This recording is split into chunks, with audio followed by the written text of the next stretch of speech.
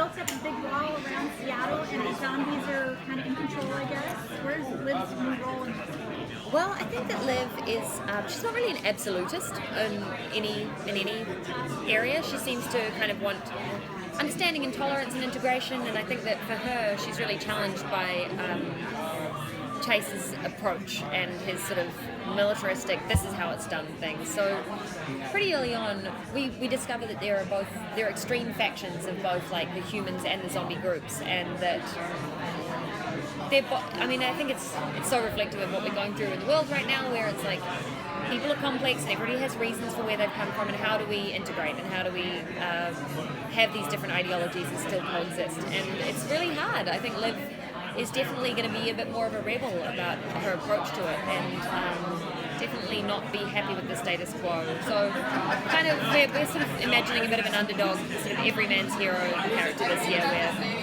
she's a public figure, but she's certainly not marching to their drum, you know. You brought up the fact that Chase is still around. Are there possible romance still there, or is she totally like, you're out of that? I think they're pretty different in what they think should happen in Seattle, in New Seattle. So I'm not... Hang on a minute. 100% from you in New Zealand. Of course.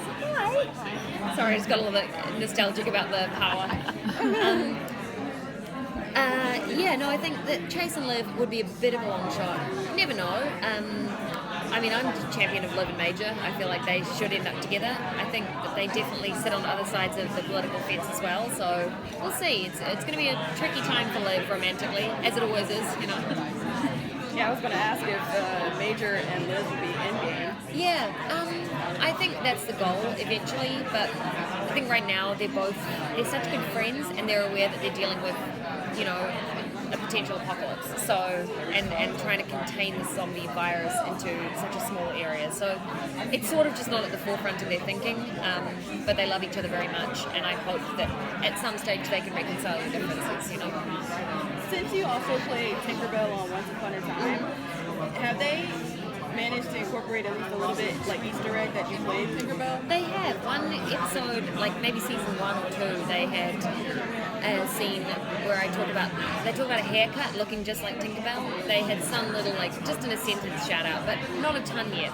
I mean, I thought it'd be so funny if she ate like Tinkerbell's brain, you know. It'd be great to that would be funny. In some weird sort of fantasy episode, you know. That was. You were told about 3 brains that you're definitely The Hockey Goon? You told Hockey Goon, rom-com brain, and 50 dowagers. Yes. I think for the episodes, like for the devices of the story, the romantic comedy brain will be really funny. Like it allows for some sort of she's all that montages, and sort of I see 16 candles. I'm seeing a lot, like it'll be an homage to a lot of things. So that will be fun. But I also think I used to figure skate when I was young, not well, but like I learned. And so the skater Hockey Goon brain will be quite fun to play. So I'm looking forward to that. I'm going to have to get back into some skates in a week to start training. Yeah. Oh, did they say that? I haven't even been told, so I'm learning it from you guys. Okay. Did you do anything with Zoe Bell? Well, I didn't know that I was potentially going to be a stunt woman, so that's literally news to me right now. I would have to give Zoe a ring. Yeah, I don't know.